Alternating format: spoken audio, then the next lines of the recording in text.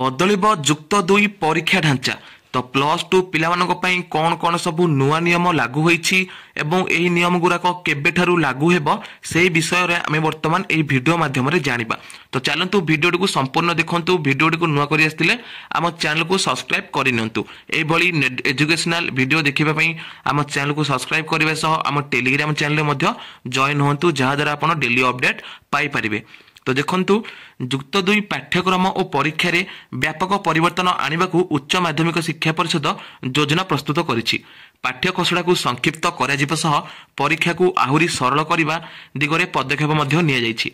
प्रारंभिक पर्याय रे सीबीएसई ढांचा अनुसार प्रश्नपत्र प्रस्तुत करा विषयर प्रति यूनिट अनुसार प्रश्नपत्र रे संक्षिप्त प्रश्न पड़िबो। तो देखंतु पिला माने तमर जो परीक्षा रहुछि से परीक्षा रे तमर प्रति विषयर प्रति यूनिट रु परीक्षा आसीबो। फल रे पाठ पढ़ा समय रे पिला माने समस्त विषय को समान भाव रे गुरुत्व देई पढ़िबे, जहा फल रे पिला माने तम माने समस्त यूनिट को पढ़िबो। ठीक अछि। देखंतु 100 मार्क परीक्षा रे छात्र छात्री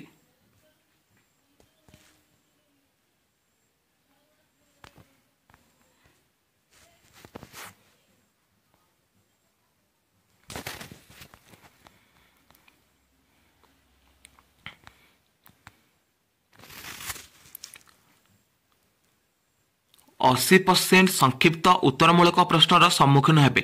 प्रश्नपत्र रे 50 मार्क मल्टीपुल चॉइस रहिबो। देख पिला माने तमर जो एमसीक्यू रहउची तमर सेथिरु 50 मार्क पड़िबो एवं प्रत्येक प्रश्न पई 1 किंबा 2 नंबर लेखाए रहिबो। ठीक अछि। हाराहारी 30% संक्षिप्त उत्तरमूलक प्रश्न रहिबो। पिलांग पई अधिक ऑप्शन रखा जिवो। प्रत्येक प्रश्नर मूल्य 2 किंबा 3 मार्क रहिबो। प्रश्नपत्र रे मात्र 20% दीर्घ उत्तरमूलक प्रश्न आसीबो। देख पिला माने तमर 100 मार्क रु 50 मार्क एमसीक्यू रहिबो एवं 30 मार्क जो 1 नंबर किंबा 2 नंबर भलिया क्वेश्चन रहिबो, 3 मार्क भलिया क्वेश्चन रहिबो एवं 20% बोले 20 मार्क तमर लॉन्ग क्वेश्चन रहिबो। ठीक अछि।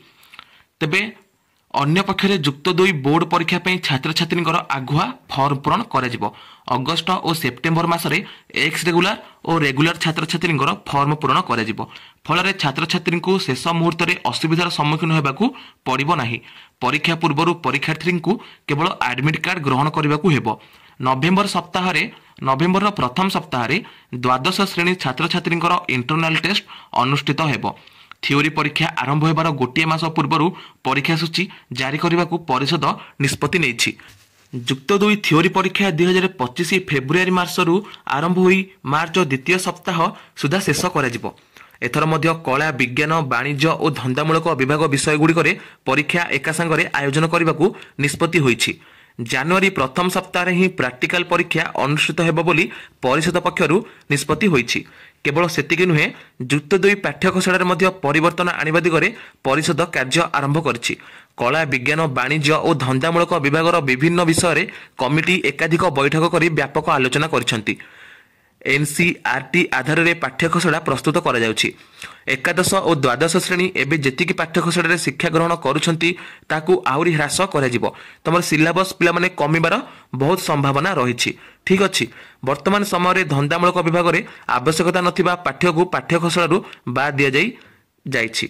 देखो पिला माने जो कॉमर्स डिपार्टमेंट रो जहा किछि जोराक आवश्यक नाही जे सिलेबस टी से सिलेबस को वर्तमान तम जो रहिछि पाठ्यखसड़ारू काटी दिया जाइछि। तेबे ता बदल रे एआई रोबोटिक परी नुआ नुआ पाठ्यखसड़ा को सामिल करा जाउछि। छात्र छात्री दक्षता विकास उपर प्राथमिकता देबा को निष्पत्ति मध्य होईछि। तेबे एथर शिक्षा वर्ष आरंभ हो जाइथिबारु 2025 एवं 2026 शिक्षा वर्षरु नुआ सिलेबस लागू करबा को लक्ष्य रखा जाइछि। पिला माने एई वर्ष तमर 2024 एवं 2025 रे जहा पिला माने पढ़ी दैछंती वर्तमान एई जो नियम गुराक मु तमन को पढ़ी की सुनाइली ता 2025 एवं 2026 शिक्षा वर्ष ठारू नुआ भाबरे लगा जीवो। तबे देखंतु प्रश्नपत्र रे समस्त यूनिट रु तमनकर प्रश्न आसीबो। शिक्षा वर्ष आरंभ रु हेबो फॉर्म पूरण तमर जो सब रही ଫର୍ମ ପୂରଣ ପାଇଁ ତୁମର ଲାଷ୍ଟ ମୁଭମେଣ୍ଟକୁ କରାଯାଉଥିଲା ବର୍ତ୍ତମାନ ତାହା ଶିକ୍ଷାବର୍ଷ ଆରମ୍ଭରୁ କରାଯିବ।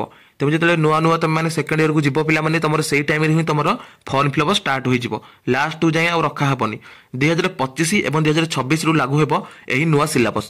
ତ ତୁମେମାନେ ପିଲାମାନେ ବୁଝିପାରିଥିବ କ'ଣ କ'ଣ ରହିଛି, ଏ ସମସ୍ତ ଅପଡେଟ୍ ଗୁଡ଼ାକ ମୁଁ ତୁମକୁ ପଢ଼ିକି ଶୁଣାଇଦେଲି। ତେବେ ଯଦି ଭିଡ଼ିଓଟି ଭଲ ଲାଗିଛି ପିଲାମାନେ ଭିଡ଼ିଓଟିକୁ ନିଶ୍ଚୟ ସେୟାର କରିବ ନିଜ ସାଙ୍ଗମାନଙ୍କ ପାଖକୁ, +2 ସାଙ୍ଗମାନଙ୍କ ପାଖକୁ ନିଶ୍ଚୟ ସେୟାର କରିବ। ଆମ ଟେଲିଗ୍ରାମ ଚ୍ୟାନେଲରେ ଜଏନ୍ ହୋଇଯିବ, ଯାହାଫଳରେ ପିଲାମାନେ ତୁମମାନେ ଡେଲି ନୋଟ୍ସ ପାଇପାରିବ। +2 ପିଲାମାନେ, ଦଶମ ପିଲାମାନେ ଏବଂ +3 ପିଲାମାନେ ଆମ ଟେଲିଗ୍ରାମ ଚ୍ୟାନେଲରେ ଜଏନ୍ ହୋଇଯାଅ, ଯାହାଦ୍ୱାରା ତୁମମାନେ ଡେଲି ନୋଟ୍ସ ପାଇପାରିବ। ତେବେ ଆଶା କରୁଛି ପିଲାମାନେ ଭିଡ଼ିଓଟି ଭଲ ଲାଗିଥିବ। ଭିଡ଼ିଓଟି ଭଲ ଲାଗିଲେ ଭିଡ଼ିଓଟି ଗୋଟିଏ ଲାଇକ୍ କରିବେ ଏବଂ ଚ୍ୟାନେଲକୁ ନୂଆ କରି ଆସିଥିଲେ ଆମ ଚ୍ୟାନେଲକୁ ସବସ୍କ୍ରାଇବ୍ କରି ପାଖରେ ଥିବା ବେଲ୍ ଆଇକନକୁ ଅଲ୍ ନୋଟିଫିକେସନରେ ସେଟ୍ କରିନେବେ। ତେବେ ରହୁଛି ପିଲାମାନେ, ଜୟ ଜଗନ୍ନାଥ।